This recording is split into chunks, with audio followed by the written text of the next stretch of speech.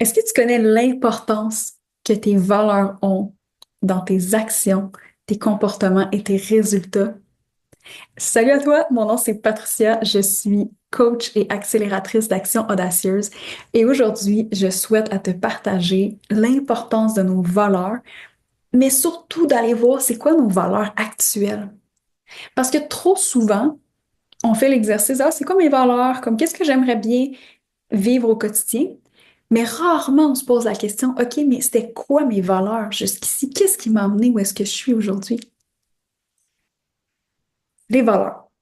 Qu'est-ce qu'une valeur? C'est quoi une valeur? Une valeur, là, c'est une boussole. Une valeur, c'est ce qui fait que tu prends les décisions que tu prends aujourd'hui et que tu as pris dans le passé. Tes valeurs, là, il y en a des conscientes, il y en a des inconscientes. Il y en a que tu as choisies, peut-être. Il y en a que tu n'as pas choisies. Et si tu n'as jamais fait l'exercice de te demander c'est quoi mes valeurs actuelles, eh bien, tu vas possiblement continuer d'avoir des valeurs de manière inconsciente et agir de manière, je dirais pas inconsciente, mais de manière où est-ce que tu comprends pas des fois.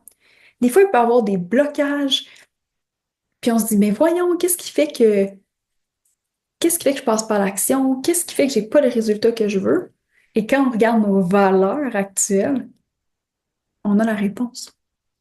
On a la réponse. Je t'explique. Il y a deux types de valeurs. Il y a les valeurs vers lesquelles on veut se diriger. On en veut plus, on veut le ressentir. Ça peut être l'amour, la compassion, la gratitude, le courage, la joie, l'euphorie, la fierté, l'ambition, la croissance, la connexion. Il y en a plein, il y en a plein, plein, plein. Il y a aussi les valeurs qu'on veut éviter le plus possible. Et là, ça peut être le rejet, la jalousie, la culpabilité, la solitude, la colère, le fait de pas être assez, de pas être aimé, d'être jugé. Il y en a plein.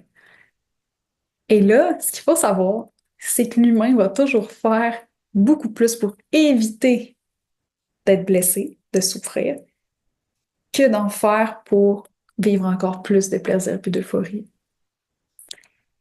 Alors, petit exemple banal, si, exemple, on prend un entrepreneur qui a comme valeur prioritaire le succès.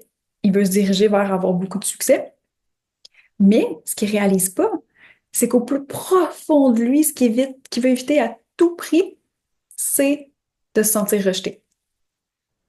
Alors, il va faire beaucoup plus d'actions pour éviter de se sentir rejeté que pour avoir du succès.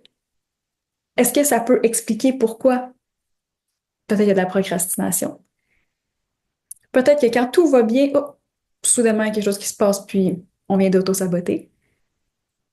Est-ce que ça se peut que les actions soient pas mises, soient pas exécutées avec son plein potentiel? Parce que la personne inconsciemment sait que si elle a plus de succès, il y a beaucoup plus de chances qu'elle soit rejetée. Ça, c'est un exemple parmi tant d'autres. Mais de connaître ses valeurs, pas juste celles qu'on désire avoir, OK? Ça, c'est la deuxième étape. Et ce qu'on fait dans la transformation accomplie et épanouie, c'est qu'on prend le temps de prendre conscience de c'est quoi nos valeurs actuelles. Qu'est-ce qui nous a amenés ici, maintenant? Qu'est-ce qui a dicté nos actions, nos pensées, nos comportements, nos relations, notre corps, notre santé, nos finances jusqu'à maintenant?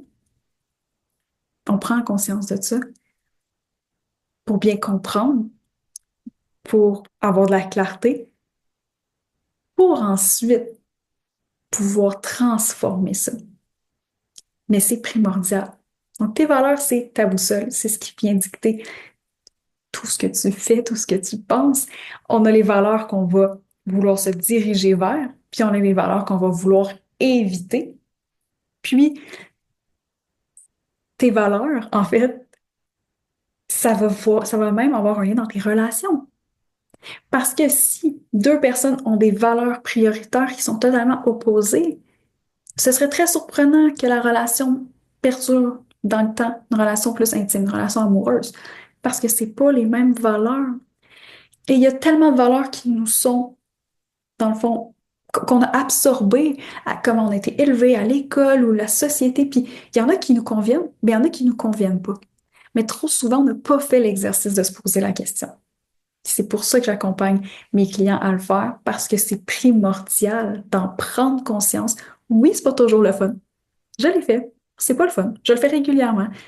Des fois, c'est encore pas le fun. Parce que des fois, inconsciemment, quand je réalise vraiment, c'est quoi les actions que j'ai posées, comment j'ai agi, oh, ben moi, la valeur top que je voulais, c'était peut-être l'amour, mais est-ce que c'est réellement ça au final? Pas toujours. Mais le plus important, c'est d'être honnête envers soi-même. Et pour ça, mais il faut passer à l'action. Il faut faire cet exercice-là. Donc, si tu veux que je t'accompagne là-dedans, ça va me faire plaisir. Écris-moi et je vais pouvoir t'envoyer plus d'informations puis voir si c'est un bon fit pour la transformation accomplie et épanouie où est-ce qu'on fait l'exercice dedans. Sinon, ben, je t'invite à le faire. Donc, je t'ai expliqué pourquoi c'est important et tu peux peut-être essayer par toi-même de faire cet exercice-là, mais pour être guidé encore plus. Ça va me faire plaisir, mais s'il vous plaît, avant de déterminer c'est quoi tes valeurs pour atteindre tes objectifs et ta vie de rêve, prends le temps de réaliser c'est quoi tes valeurs actuelles. Je te vois dans une autre vidéo et je te dis à très bientôt. Salut!